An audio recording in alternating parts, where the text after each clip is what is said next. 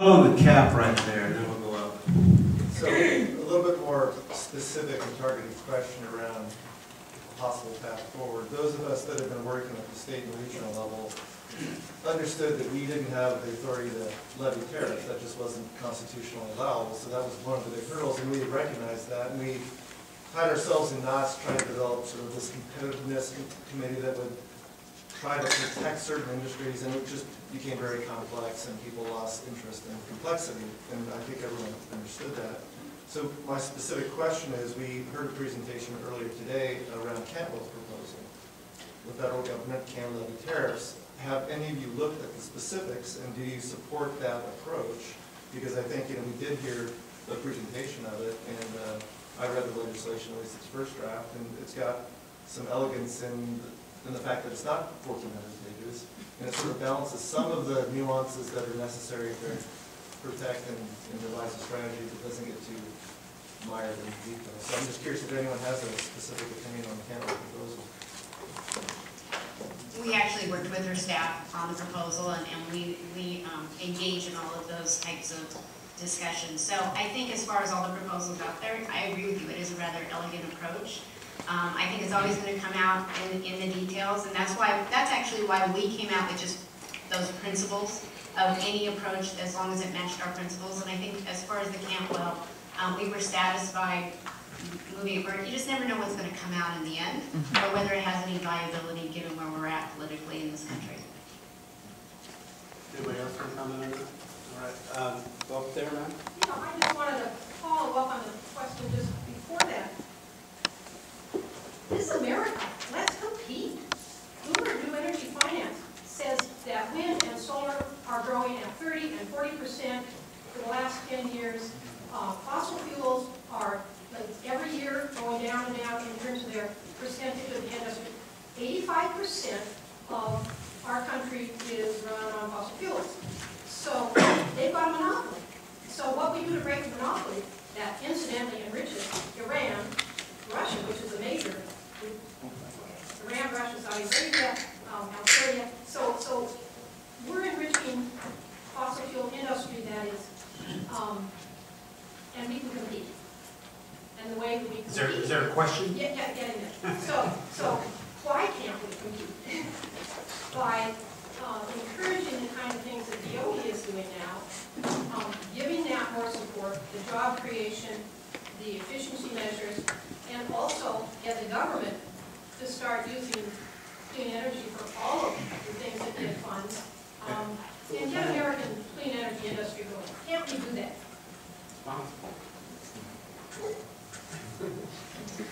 So I guess again, the state of Washington, 52% of emissions comes from transportation.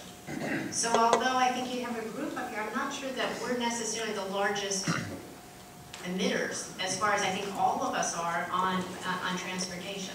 I mean, I think that's so. If we're looking at a gas tax, I think many of us would be wholeheartedly behind a gas tax. But given when when gasoline approaches $4 a gallon, and we start talking about drilling and going into the reserves, I think politically that's what it's going to take, is to really levy some sort of carbon tax that hits everybody and really deals with the transportation issue.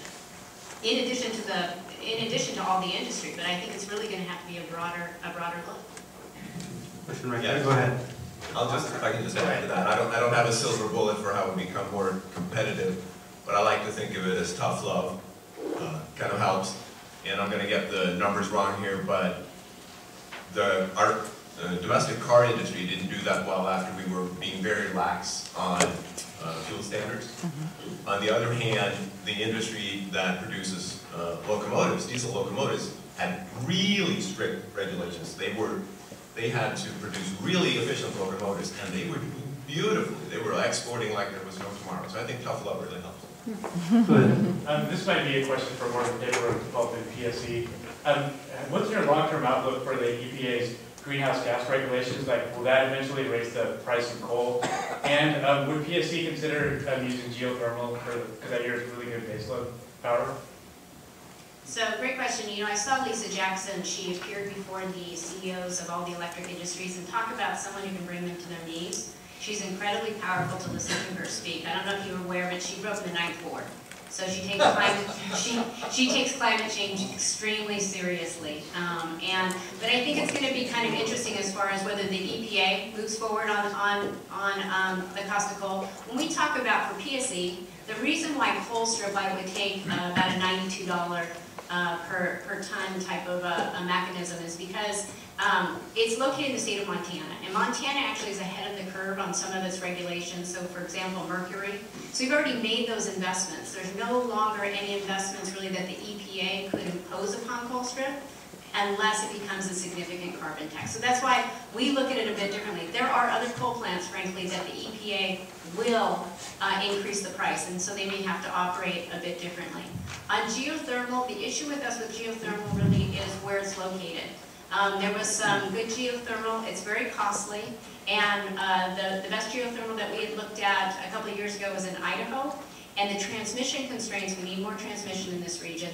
The transmission constraints did not allow us to say it would be firm power to our customers. So we were prohibited really to move forward with it. I know that Snohomish PUD is looking at deep drilling type of geothermal in their area, but again, I think it's very expensive we have over 1 million customers, so we have to look at the least cost. As we wrap the up, let's go over the question. Hi, I want to look at the carbon reduction at a different angle. And I agree that energy efficiency should be the first thing that we look at. But what I haven't heard talk about at all today is the smart grid. And so I guess this is mostly for Kimberly. And it seems to me that if we can stabilize the demand and reduce the peak, it will need less generation, and that would mean less emissions. So I agree as far as smart grid, and I'm surprised that Joel Merkel didn't talk about smart grid, because actually Senator Campbell, that's kind of her first and foremost. And I agree with you as far as using smart grid for peak shaving. And we look at, we've had automatic meters since the year 2000, and I have to say, I personally was the person who killed time of use. So if you used time of use in about 2001, it didn't work for this region. There's not enough of a difference between on-peak and off-peak power as far as price to make it lucrative for our customers to do their laundry at 2 o'clock in the morning. It's just, so pricing works great in California, so again, it all depends on what works locally. If the electric vehicle comes into play, we're going to need automatic meters that basically you charge your electric vehicle at different times, because the peak is going to be very important there. Peak's just really not such an issue here in the Pacific Northwest as it is in those areas that are very hot and have a lot of air conditioning load.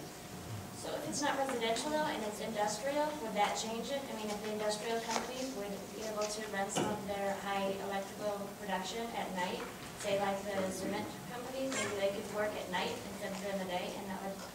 Usually the load factor, the power factor for industrial load is really pretty flat. I mean, they're not usually the issue. Our peak actually happens in December to January, right? So when it's really cold, we are a winter peaking utility, and it happens when we all wake up in the morning, we turn on our showers, we're all getting ready. We have a peak from about 6 to 8 a.m., and then it comes down. We can swing about 1,200 megawatts. When we all get back home and we fire it up, we're doing our homework, that's our second peak. So it's an interesting area that actually the industrial load kind of flattens it out for us.